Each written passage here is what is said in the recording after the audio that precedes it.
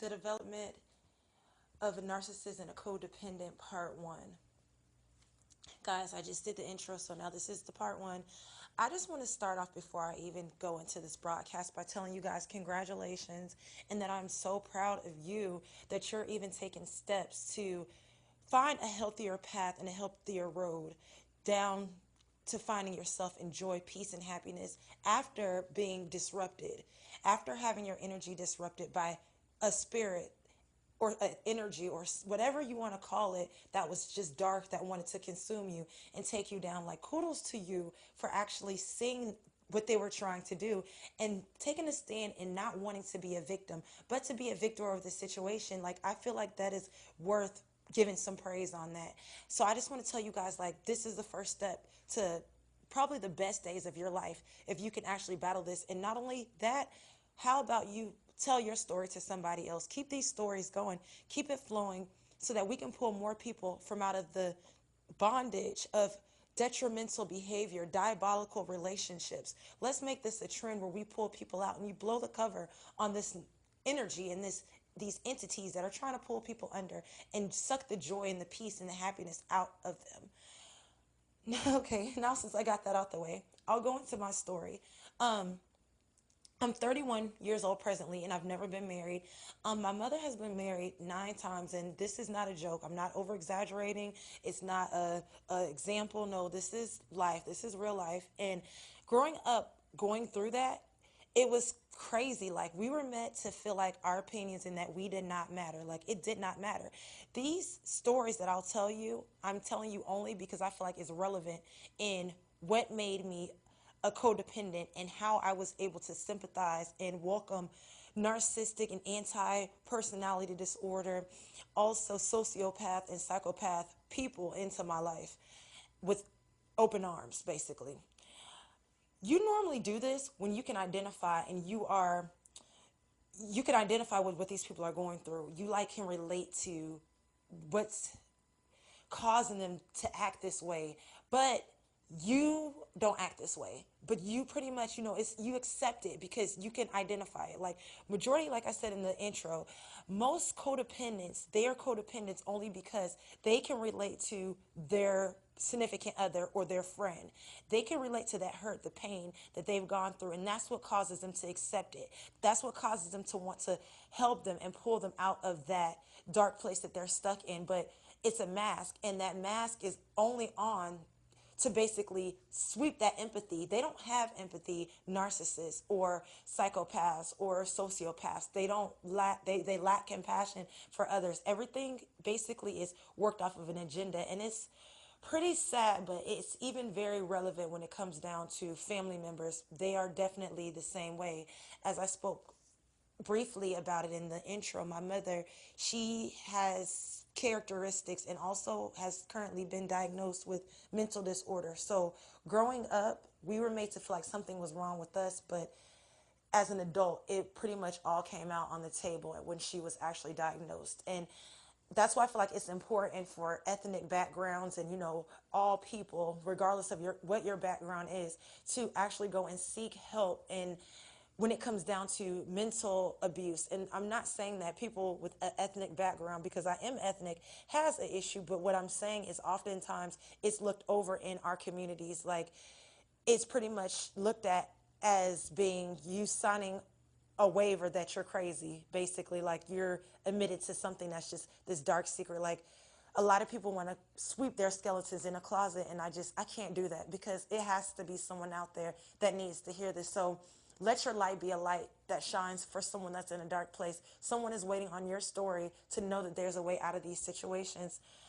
Um, Back to the story, growing up in the household, it was crazy because we were to be seen and not heard, and like, we were always told that we were stupid and we were dumb. So we were basically, we were purged out of having a voice. Like, our voices was purged out of us. Our ideas, our thoughts, our opinions, our feelings, it was all purged out. We were pretty much brainwashed into feeling like we didn't matter and what we said didn't matter.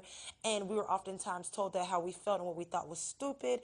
We were criticized, we were nitpicked, picked on, laughed at. Like, how you would be bullied at a school, we were basically we went through that at home, and we would be manipulated in the way, like, let's say I want to dress and my mother wants to go out on a lavish date with her husband, and like I stated in the intro, they never had money. The men, they never had money, but that was a form of her being able to control them because they pretty much depended on her. So if I seen a dress and it was something that I wanted, and I actually, it was reasonable, manipulation would pop into place if she wanted to spend the money on something else. So she could think of something that I did like a month ago, or normal things that normal kids do. No child is perfect. You have your ways as a child, but those things would actually be twisted and used as a manipulation tactic on why we could not get things that we wanted, or things that we needed, not even actually wanted, because some of the things we actually needed, it would be like clothes, hair supplies, things that we needed to actually go out to school and not get laughed at. Who wants to wear shoes from like the last year that you've played in all summer long, and clothes that are rough and tore up and ragged? We would oftentimes wear hand-me-downs, our friends' clothings and things of that such. I'll give her credit by saying, when we did stay in a lower class area, she kind of did take pride in us, but that was pretty much, I believe, a competition. It was almost like it was a reflection on her image and how she would look. And that's another thing with people that battle mental disorders. They do things to be seen. They don't do things out of the kindness of their hearts for others. It's not done out of compassion. It's not done in secret. It's basically done in open with an audience for them to receive praise, basically.